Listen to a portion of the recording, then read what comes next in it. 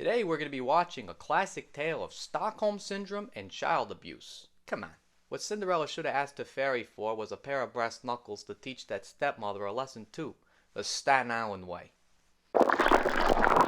So I'm continuing my journey into making these videos again using the alphabet superset approach introduced by the content creator Struthless. This includes prompts to help me keep me from what kept me from making videos before. Highly recommend it for any other creative type out there watching my videos. I noticed last week it was harder for me to keep up with the week before.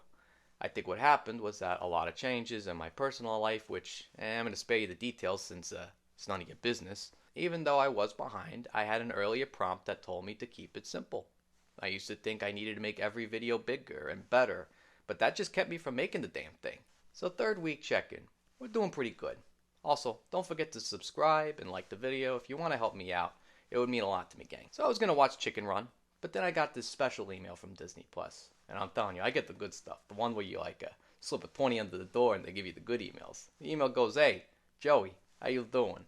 We got Cinderella released in 4K resolution. Why don't you go check it out?" A part of me imagines how cool it would be if you could find all the original cells to the film, the paintings and the background art, and recreate this movie with 4K cameras. That ain't never gonna happen, since auctions and people sell all that stuff online and all that stuff. But this release is pretty close to that. I was reading how the big focus was keeping the colors true to the original quality, where over time with different film prints, VHS or digital reprints or recreations, that can get lost. I'm blown away with how true these colors feel. You're picking up on further details like skin tones. Most of the characters have their own unique skin tone. Even little details where you're watching this fucking cat rip up the floor underneath him. Never noticed that as a kid. Of course, you're also going to get other details like backgrounds looking more refined and details over others. And it also feels like you could pick up on different types of mediums used. Like I feel some backgrounds are painted with acrylics and others with gouache. That's what I love about the old traditional animated movies. You're watching art in motion. So I keep reading about how the banks wouldn't lend Disney the money he needed to stay on budget. However, when watching it, like I said earlier, there's attention to detail that makes the movie feel rich. Like I said, certain details in some backgrounds get more attention than others, as well as colors that substitute background art where not everything looks like a set. Like one of my favorite moments in Disney, anything, is the scene where Cinderella is washing the floor and singing with bubbles. I mean, it's friggin' gorgeous. It makes you want to do chores. Mary Blair, who a lot of people see as a trailblazer for women in animation industry, she gets a lot of her paintings in display, and then seeing them in this high definition with her trademark geometric shapes is just it's fantastic. Seeing them have to stay on a budget and put out a piece like this is somewhat of a miracle. After the film and up to Walt's death, you're getting mostly hits, and there's a lot of ingenuity with these films. So, with that going for it, this should be like one of the best movies of all time. Well, not quite.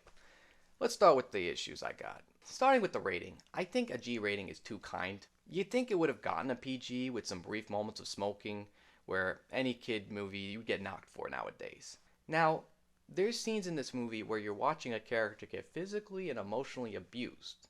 I'm not going to show it since I'm going to be real with you. It's kind of triggering. And I can't imagine how I would feel and how other people are going to watch it too. You're getting a character who's ready to have fun, go to a party, followed by his sisters tearing her dress off as instigated by their mother.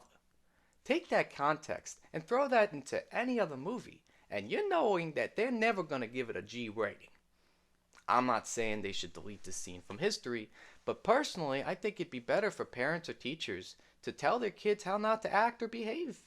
Sort of like a teachable moment. Parental guidance.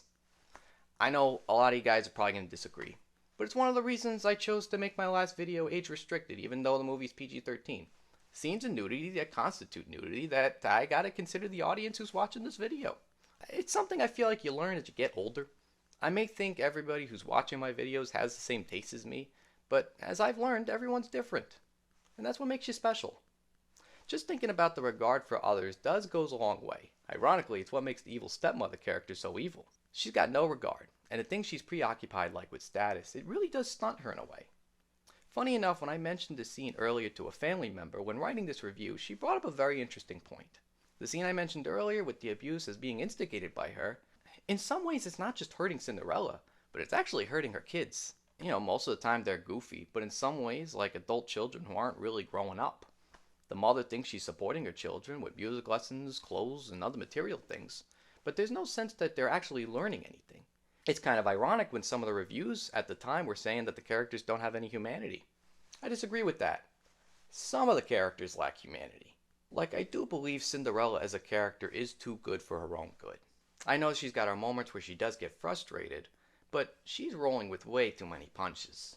She doesn't deserve the cruelty she gets through most of this movie. She doesn't even really fight back when she's getting mistreated. I don't know if this is a specific thing in the 1700s, if there is a way she could have retaliated. Probably not. Again, I'm no history buff. There is another movie that came out in the 90s called Ever After, where it is inspired by Cinderella and does take possibly 200 years into the Renaissance. Like I said, I don't know history, but it's got Leonardo da Vinci, and I don't think that was in like the time of the Cinderella story. Again, I don't know. The character's motivations felt more genuine there because we did see her not constantly take punches. She did fight back. And as an adult who hears about people complaining about the characters not being fleshed out enough, I can see where they're coming from. Like I said, a review at that time was basically pointing out how the characters felt like comic strip characters. Then again, he also compared the physical attractiveness to another comic strip character, which I got questions.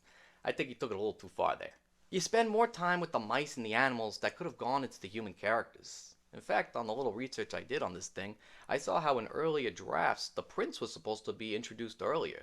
But the crew was like, nah, we need more time with that f***ing cat. I seriously can't stand that motherfucker. With all that said and done, I don't think this means we should completely disregard the film. It's gorgeous looking, and it just gets more gorgeous as time goes by. At the end of the day, I feel like it would be better if you are an adult watching this with your kids to actually watch it with them. I feel like it would serve as a really teachable moment about showing kids what to do and what not to do. I don't think it's good to just tell your kids to be just a fantastic kid. Do everything perfect, always be noble, always be 100% anything. Because at the same time, when you're just taking abuse from people who are bullies, it can be just as damaging as being the bully. But then again, the movie's got a 4K facelift, and it's fantastic, so I'm just going to say it's worth it. I'm Joey Tedesco, and thanks for watching this review on the Cartoon Palooza.